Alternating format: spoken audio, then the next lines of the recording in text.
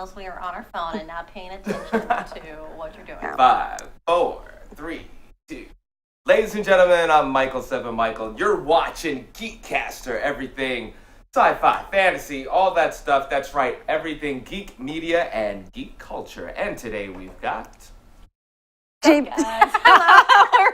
we're just smiling. We're having a great time. I'm Jamie Chirac. Hi guys, I'm Bevan. Welcome. So, wow, if you guys could just be a part of this whole experience off camera, it's amazing. But let's start out with Helsing. Well, I think we were going to start with Ant-Man, I believe, because that's Either one. They're number one right now. They made $76 million. Not bad. In the North American locations. That's pretty good. That's pretty solid for a Marvel movie. Ant-Man, yeah. Well, I mean, Den of Geek actually posted that it was a disappointing $76 million. I was like, nah, you didn't partake in the Han Solo box office, because that was disappointing. I read the projected was 80 million, so... I mean, they're 4 million shy. Okay. I think they did a fine job. And also, it was a holiday weekend still. Mm-hmm. So I think that putting that into account, and then count that Han Solo did so poorly at the box office. And it's so soon after Infinity War. Like, it's really soon after Infinity War. But this is tricky because Ant-Man and the Wasp takes place before Infinity War, correct? Correct. Yeah.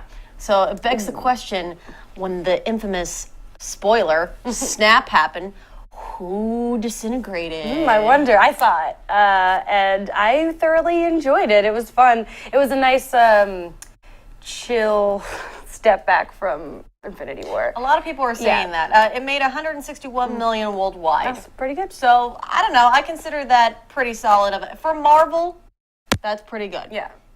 For any film, that's great. Sure. I would understand maybe if Marvel's like, oh man, it didn't hit $1 billion. That's not Infinity War, guys. Yeah, I mean, Ant-Man's the first Ant-Man's good. I like Paul Rudd. They're funny. Michael Pena is hilarious, and that's why it's funny. I laughed a lot. I went into the movie thinking I'm gonna laugh a lot. I didn't. It's not a crucial movie in the MCU, but... And I think they're aware of that, so they play to the strength of, like, it's Ant-Man. It's more of a comedy than a deep and meaningful, question the political system of Captain America, or should Iron Man be making suits for his country and not have a private property? It's nothing deep and meaningful like that. The stakes are much lower than that. Stakes are much lower than that. I only have one, deep complaint. Okay, go for it. And that is there was not nearly enough Michelle Pfeiffer. Oh, I love her. Minimal Michelle Pfeiffer. And, that was the number one thing I was looking forward to, was seeing Michelle Pfeiffer, in a Marvel movie, or in a movie, or in a cool suit, just anything. Well, yeah, but I mean, her Catwoman days are back in the 90s, so it's nice to see her suit up again in something. And she was great for the very small role that she had, and hopefully we'll see her more again in the future. I mean, people want that Marvel money. She's so sexy. Can you believe she's 60? She's 60? Yes, she just turned 60. Oh, that's nice. She looks amazing. Is she the original Wasp? Is that what this is? Yeah, but we knew that going in. Yeah. She plays Janet Van Dyne, and that's... So she's married to Michael Douglas. Yes, they make a handsome couple. I don't know, man. Michael Douglas, it never did it for me. I never understood the Catherine Zeta-Jones thing about that. He's not, I wouldn't call him my type. But he's not my type. No, but it still works. Michael, did you see Ant-Man? No, I didn't. Oh my God, it's just me? Yeah, sorry guys. I'll explain why I didn't see Ant-Man. So I didn't see Ant-Man because I'm going to San Diego Comic-Con with Den of Geek in about a week. It's like a week and a half. I'm so jealous. I know, it's going to be so much fun and so much work. But Sci-Fi Channel has invited me to, on behalf of Den of Geek, to host the Van Helsing panel. So you got to watch. You got to cram. So I have to cram. And there's 26 episodes at 45 minutes each. Well, that's easy. You could do that in 2 days. Sure, if I have time to do it all in 2 days. Yeah. You know, that's all I like. I'm like, I guess this is my day now. But I work from home, so all I do is watch TV while I work. So. Lucky you. Yeah. My life is very cushy. Okay. Literally, you're on the cushion. Yes, quite literally. So that's why. So this is what I'm currently watching now. Is it good? So Van Helsing is based off of a Zetascope novel called Helsing. Okay. It is I want to say it's loosely based on it because I know a writer who knows the actual writer of the graphic novel series Helsing, and he says that they are inspired by it, but they didn't really take a lot of it. Okay. So basically that's a lovely picture. It's a sci-fi show? So it's a Sci-Fi Channel show. Okay. It is the basic principle so far is that it's 2019, and 2 years ago there was an uprising. There was a volcanic ash explosion that like clouded the skies, and vampires could come out of hiding and basically take over. I think I would really like this show. So basically, it opens up with her kind of passed out on this slab in a hospital that's been barricaded up, and they are protecting her body. And you're already kind of figuring, all right, they're protecting her because she's a Van Helsing, and you're wondering what is so great about her. You're figuring a savior kind of aspect of it, and it's true, she is kind of the savior of this whole thing for humankind. But what is interesting about the concept of, her name is Vanessa, is that if a vampire bites her or she bites a vampire, they turn back into a human. Ooh, I like that. So I'm always into like a new twist on vampire. Yes. Writing a vampire story is like that's my goal, is to make a vampire show, because I love vampires more than literally anything. Yeah, so this is also different too, because the vampires themselves are not pretty, like in Twilight or Vampire Diaries or Once Bitten or anything like that. They're pretty ugly. It's kind of like when the Buffy vampires turn, like, they're Even all the Buffy bumpy. vampire, no, they're not really bumpy. You kind of saw a picture of them up there. They more have they look like they have bad, like. Do they always look like that, or can they turn human looking? Or are they always No, like they that? always, Okay. you can always tell that they're a vampire. Okay. Yeah, because you get like, it looks like they're always blood stained from their mouth because of, because they've been drinking and they're always hungry. They do have intelligence, though. Okay, interesting. It's not like zombie vampires. So there's two categories. There's the feral vampires, which is just completely animalistic, and then the more intelligent vampire. I don't know. I haven't figured out how one becomes a feral and one becomes a vampire yet. Ugh, creepy. Yeah, right? It sounds. You watch Winona Earp? No, but it sounds like I heard it was exactly the because same. also sci-fi. I love Winona Earp, and the new season starts July 20th.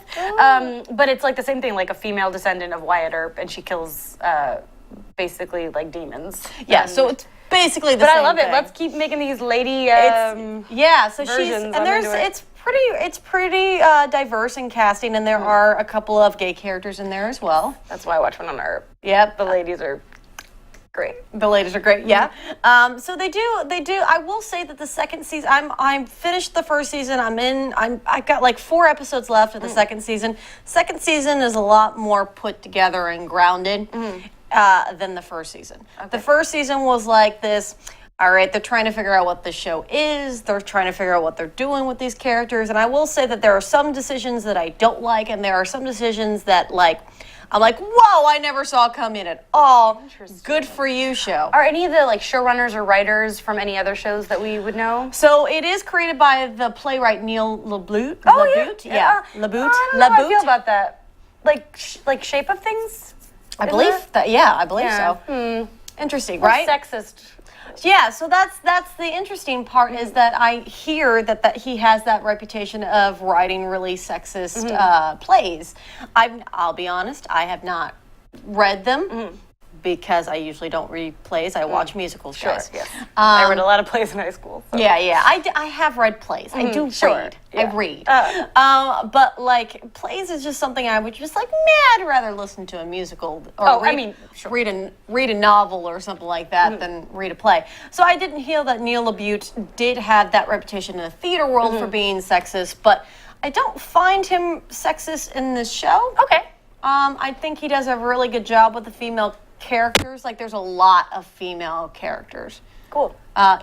There's female bad guy vampires, there's female saviors, there's female doctors, there's female soldiers. I might check out this show. Yeah, check it out. I would just say that, the first couple of, I think, and this is just the whole thing about shows in general, I think the first couple of episodes you're just trying to figure out what's happening. Yep. But I'll see what happens. Apparently there is a cliffhanger, and the reason why I'm going to be hosting this panel is because they got a 3rd season. They've shot the 3rd season, and who knows what will happen. Great.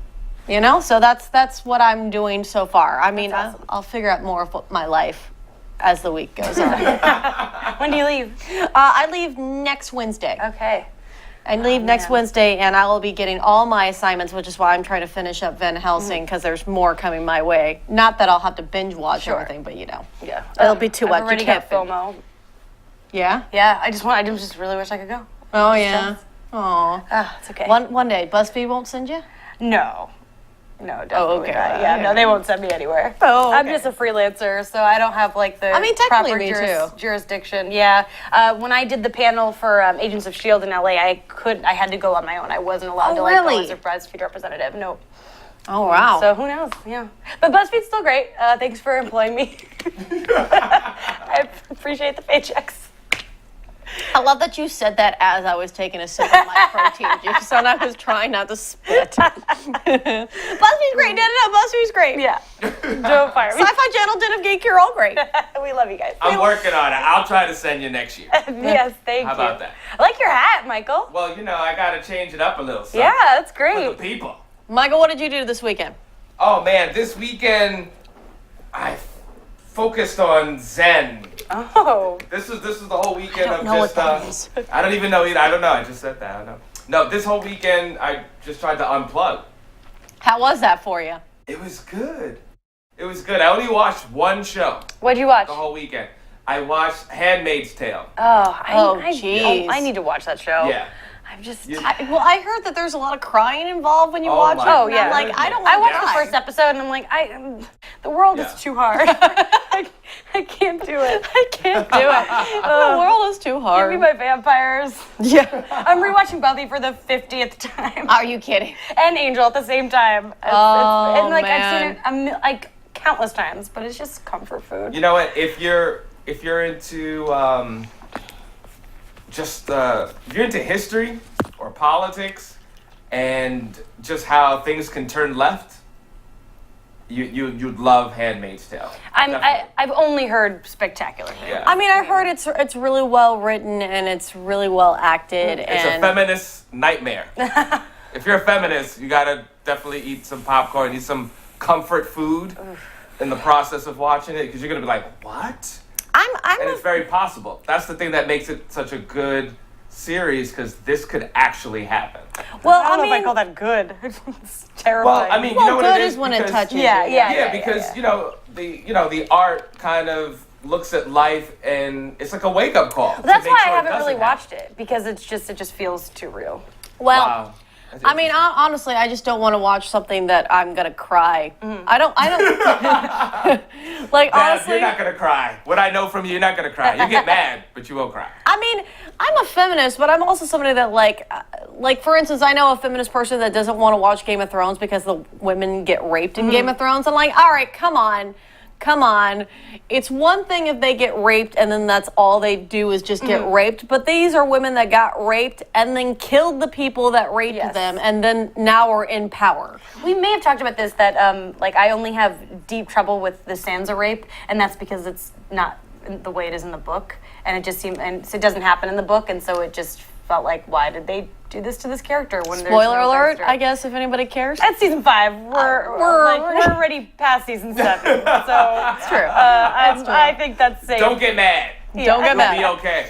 Yeah, Yeah. I don't know. I mean, But I agree. I mean, I love that show so much. I love the show. I think the show does a good job. I want things to feel real, and bad things do happen to people all the time. Yes. I'm not going to just say women. I'm going to say bad things happen to men and women, and rape is unfortunate. Like, it's in our culture. We need to talk about it. We need to show it, and we need to show how you can overcome it and get over it. And I think the Sansa rape is a great example of how she had a sweet, sweet victory on that guy. Yes, but it did take a very long time. It took like what, another season? A whole season, yeah. Yeah, I mean, Still. But you know what? I felt the sweet victory. The thing about in the book, because like it's in the book, it's Theon's moment, because it's a different character marries Ramsay. It's a girl pretending to be Arya, and so basically that whole scene is from Theon's perspective, which makes sense in the book because you don't really care about this character. I mean, you don't want her to get raped, but you don't really care. You don't know her. Right. And so the show did the same thing, and they made it kind of still from his perspective. Watch your mic. Oh, sorry. I think it's that'd be a jacket. What? Again? It's always you. I'm going to switch. It's always me. I'm just wearing my t-shirt. I'm gonna do it. How about that? Yeah, that's good. Okay, great. But I think it bothered people, and I didn't care for it either, that the whole moment was kind of ended on Theon, like it was his moment and not, a turning point or a horrible moment for Sansa, but in the book it's even more, in the book, Ramsay makes Theon, like, join and, like, eat her out during, can I say, I'm sorry if I can't say that. No, there's nothing wrong with that there, but, No, the fact that it's forced is wrong. I'm getting ahead of you get what I'm saying. Yeah, I get what you're saying. So, yeah, it's all messed up and gross. Well, people were angry when Jaime, I guess, forcefully took Cersei in front of their sons. Yeah, that was the weird. problem with that was the showrunners like, that wasn't meant to be rape. They were like, we didn't realize that was rape. Like they genuinely, like that's ridiculous. Well, she kept saying it's not right. She didn't say get off. Get off. I mean, she was saying no. And by I guess the way, sure. for parents out there, Game of Thrones is definitely not for kids. Yeah, Even though the kids Don't show might your want to kids watch this show. it because they hear their, older brothers or sisters or cousins talking about it. This is not for kids. Good disclaimer. It's very. Despite all that, though, it's still the best It's still show. one of the best shows on television, and I'm sad to see it go. It's a great drama. It's a great drama. Did you see the, speaking of Game of Thrones, what's his, John Boyega complained that Game of Thrones was too white? I missed that. No. Yeah, it was on Twitter. It was like an Instagram thing. He was just like, Game of Thrones, it's too white. And it's like, sure. I mean, it's not like it was a real thing that happened. It doesn't have to be that way. I mean, But yeah, that's a fair assessment. I won't argue that. The only thing I'll argue about that is like it's based in a Norwegian culture, I guess. That was what it was inspired by. Yeah. That's the only thing I'll be like, I don't think they're meaning to be offensive by it. They just No. they film it all in Europe though. Like and there's not one single American except for the dwarf. I'm so sorry. Peter Dinklage. Is he American? He's I American. thought he's Canadian, no? All right, so he's not. Well, I mean, that's still technically American. No, I thought he's. Look it up. Yeah, let's do that. All right, so then I take it back. There's not one single United States American in Game of Thrones. But it's interesting. No, he's too. American. He's American? Yeah. Aha! Wow, there you Aha! Nailed it. My friend hates his accent in that show. She thinks it's terrible. And I don't think it's bad, but she brings it up a lot. But yeah, I mean, the thing is, if you had a story that took place, actually, some people had that reaction with Black Panther, but then it takes place in Wakanda, which takes place in Africa, in the reverse. What? So- There wasn't enough white people? There was the Yeah. talking white guys. I love said that this? joke. Who said this? That's insane. So I mean, the internet trolls, but Oh, I mean, Well, but it does take place where it takes place, and they did incorporate other people of color. yes, the within it, sand so. snakes are all of a Hispanic heritage for the most part because it takes place. I mean, because Like again, it's fake also Spain. supposed to be, yeah. It's Like supposed a to take Spain. Spain in Spain. Yeah, they're all Right. like Spaniards and stuff like that. So I like that aspect. Grey Worm and Missandei. But again, like, I feel like we're not necessarily the qualified parties to be making that. Sure. If John Boyega feels like he's not being represented in Game of Thrones, he's allowed to feel that way. Of course. He's represented in Star Wars, Yes. though, and that's all that matters, Yes. really, because Star Wars is kind of bigger than Game of Thrones. I don't know, though, considering the Han Solo It just box office. Depends who you're asking, I guess. That's true. Did you see? Should we talk? That's a good segue. How are we on time? Do we have time to talk No, about we're good. Carrie Russell possibly Yeah. being in the next Star Oh, yeah, Wars? that got announced yesterday. And that's another thing where it's like I like Carrie Russell, but it's like I could have used not another white brunette lady in Star Wars. Well, we lost Leia. I know, and I know that she's friends with JJ, and so it makes sense, but there are just, I mean, after the treatment of Tandy Newton in Solo, I would have liked to see another woman of color get a chance to be in the movie. But I like Carrie, we'll see, I'm not... I mean, I want to be careful here because I know that we're not probably the best Yeah. representative of parties here. So I want to listen to anybody that wants to have an opinion about this. For me personally, and again, this is why I'm going to be very careful. I mostly care about if you're going to be good in the role or not. Fair. I get that. Yeah. You know what I mean? Like, Carrie Russell, like, I don't have a problem with her. I've just never really cared for her acting, so that's my main problem with it. I don't care that she's another white brunette woman. I care that I'm like, well, what is she going to be doing in this movie? I just watched for the first time the first couple episodes of The Americans. Uh-huh. I hadn't watched it before, and I heard it's good. Yeah, I thought she was good. It's not totally my kind of show. I don't think I'll keep with it, but I was impressed by her Oh, that's ability. good. Maybe she's. I mean, I've only seen her younger, and so I was just like, man, she's kind of Felicity boring. days. Yeah, I never really watched Felicity, so I guess I've seen Waitress, but that's, it's been a long time. I was waiting for one of you to say something Waitress? about Felicity. Oh yeah. Oh yeah. I I mean, that's that would why be she's her. friends with JJ. But again, I've never actually watched Felicity. Well, Michael, what's your take Yeah, on you know this? what? Yeah, you might have better insight. Overall, I think it's very interesting. We're at a turning point time where they're forcing certain, like, oh, well, this is a male, but we're going to make it female. Instead of, like, creating, and I think we talked about this, Jamie, before. Well, why don't you just make up a new character? Yeah, that's how I feel about like Princess Leia. That thing. But also, if you notice... Oh, we talked about this too, Michael. Yeah, we did mention that actually more than once, on and off camera. But what I find interesting, they could never show, and I guess you could bring this into Game of Thrones, there's never a country of black people. There's never a town of black people or Asian people or anything. It's always like, we got that one, we're diverse. Yeah. We got that one, and that I find annoying. Because they can never show a group of strength, and that becomes a political, social, ego, and issue thing, I think.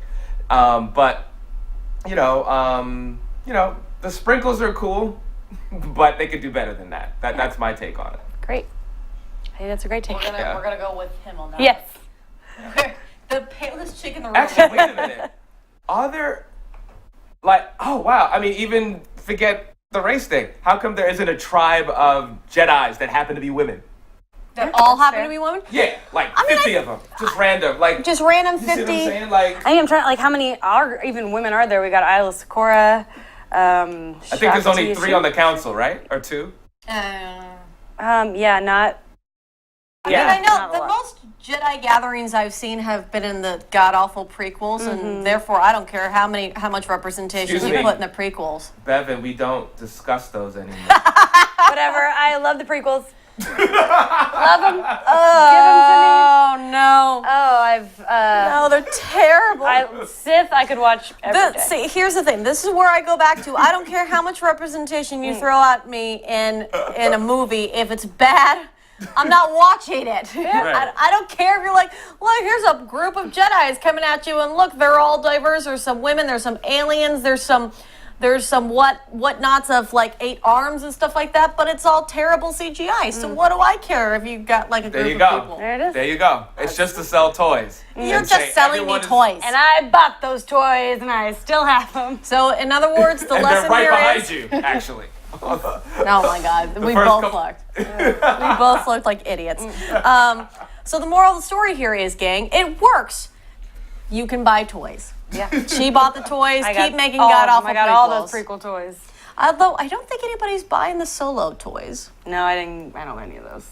I would get an L3 maybe.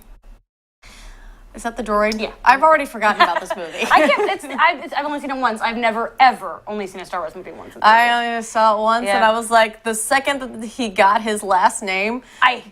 oh my God! Thank you. I literally groaned out loud. I hated that moment so much. What about the moment when it was like, oh, by the way, folks, we're talking about Solo. Okay, we've transitioned. We're talking about Solo. What about but you're a good guy. Oh no! Well, yeah. There were moments I enjoyed, but yeah, it's not. Worst. It was I felt like middle of the road. Didn't make me angry. Another disclaimer. We go from thing to thing on this show. If you're new to geek culture, geek media, just ride with us. You'll get it. Yeah. Just watch the movie. Like, we reference stuff. Actually, we should have directions. for watching the show. But the geeks are probably like, hey, keep going. Yeah, they know what's up. Yeah, they know. I what's don't up. think we're confusing anyone. I'm confusing myself. I'm pretty actually. sure anyone watching this right now has seen Solo.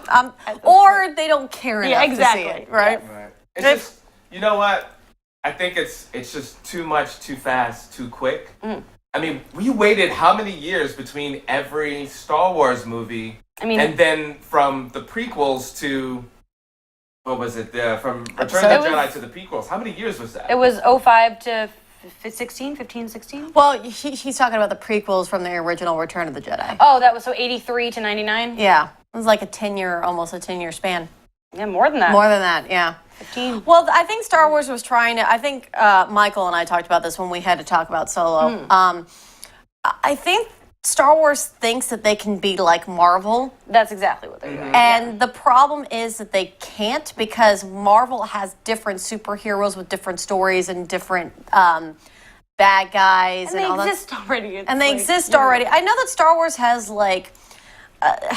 different universes and stuff like that, and they have graphic novels now, and they have video games, and they have cartoons, and so I guess they think that they can be, but it's not coming out the way. They're not being produced as well as Marvel movies are being made. I mean, Marvel movies are all kind of connected together.